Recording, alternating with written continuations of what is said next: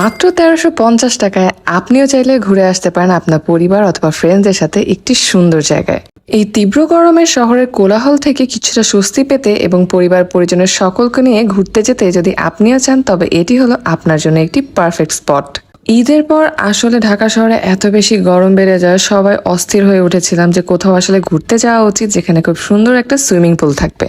So এই প্ল্যানটা খুব তাড়াহুড়ায় হওয়ায় আসলে আমরা একদিন হাতে সময় পাই বুক করার জন্য, বাট আনলাকিলি আমরা এসিওয়ালা রুম বুক করতে পারিনি, সো আমাদের নন এসিটাই নেওয়া লাগে। তো আপনাদের বলে রাখি, ১৩৫০ টাকার প্যাকেজে কিন্তু রুম ইনক্লুডেড থাকে না এবং রুম নেওয়ার জন্য আপনাদের তাদের আলাদা একটি চার্জ পে করতে হয়। সো রুমগুলো বেসিক্যালি দেখতে কিরকম হয় সেটার একটা ঝলক আপনাদের দেখিয়ে দিই, যে রুমগুলো এভাবে গোছানো থাকে।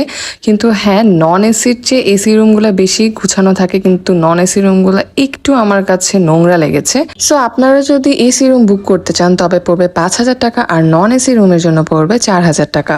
অলসো আমার রুম নিয়ে যে কমপ্লেন্টস গুলো হচ্ছে, তাদের চাদরটা আমার কাছে কিছুটা নোংরা লেগেছে। বাথরুমের মধ্যে আমি কোনো সাবান পাইনি, আর টিস্যুটা চাওয়ার পর তারা দিয়েছিল।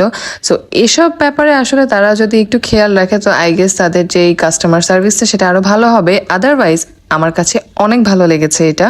হোটেল রুম সবগুলো বুক থাকলেও আসলে আমরা সুইমিং পুলে খুব একটা মানুষ পাইনি, আমরা ছিলাম। তো সবাই কিন্তু অলরেডি নেমে গিয়েছে, তাই আমিও দেরি না করে রেডি হয়ে চলে গেলাম পুলের দিকে। গিয়ে দেখি যে জয় অলরেডি খুব মজা করে সাঁতার কাটতেছে, সেদিকে আমার শাশুড়ি, আমার খালা শাশুড়ি। আমি আসলে সাঁতার কাটতে পারি না বলে আমরা ছোট একটা পুলের মধ্যে পা ডুবিয়ে বসেছিলাম। সো আপনাদের সাথে যদি কোনো বাচ্চা নিয়ে যাচ্ছেন তাহলে কিন্তু চিন্তার কোনো কারণ নেই, কারণ তাদের বেবি পুলে কিন্তু পানি অনেক কম থাকে।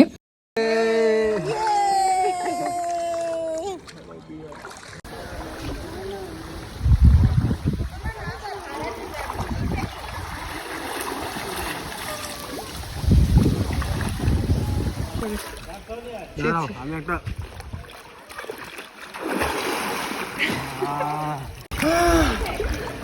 শান্তি, কেমন লাগছে? আরাম, গরমের মধ্যে একটু আরাম। চলো চলো চলো কই যাচ্ছি? উপরে খাইতে খিচুড়ি। সো এই জন প্রতি ১৩৫০ টাকার প্যাকেজে আপনি যা যা পেয়ে যাচ্ছেন সেটা হচ্ছে ২ ঘন্টা সুইমিং পুল অ্যাক্সেস, ২ ঘন্টা খেলার মাঠ, ২ ঘন্টা মাছ ধরা, আর সাথে থাকতে লাঞ্চ। आसमान नीचे आज मैं आगे जमाना नीचे।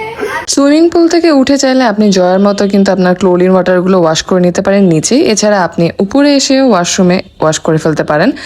আসলে বাঙালি যেখানে যায় সেখানে কাপড় শুকায়, এটাই ছিল সেটার নমুনা। সো আমরা আসলে কোথাও কাপড় শুকানোর জায়গা না পেয়ে ঢালাওভাবে কাপড়গুলো রেলিংয়ের মধ্যে রেখে দিই, আর তারপরে আমরা চলে যাই খাবারের জন্য।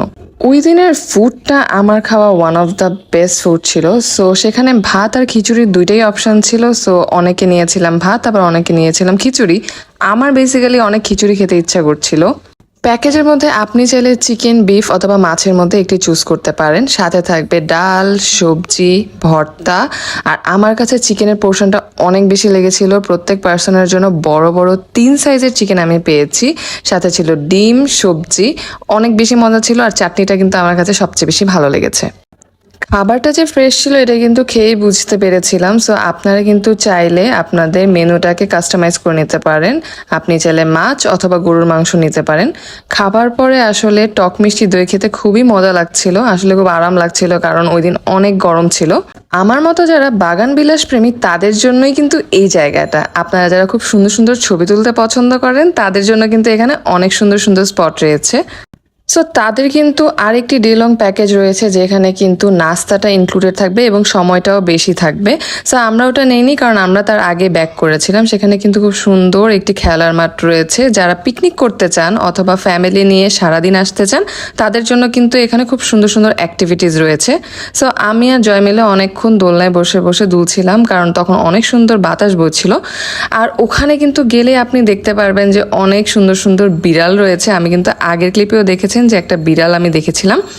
সো জয় এই গাছের ডালে আসলে বসে ছবি তোলার প্ল্যান করছিল, বাট আমি এই বিচ্ছিরি জিনিসটা দেখতে পাই। তারপর আমরা আসলে ওখান থেকে ছবি না তুলে চলে যাই হচ্ছে একটা কাঁঠাল গাছের দিকে, যেখানে কাঁঠালগুলা দেখেই মনে হচ্ছিল যে পেরে খেতে পারলে কিন্তু খুব মজা লাগতো। আদর করে না? ওকে কেউ আদর করে না? চলো চলো। বিড়ালগুলো আসলে এত ফ্রেন্ডলি ছিল যে আমার শাশুড়ির কোলে একটা যে উঠছে সে আর নামতেই চায় না। আমার শাশুড়ি ওকে নিয়ে খুব সুন্দর মতো ঘুরছিল। নামটা নাও।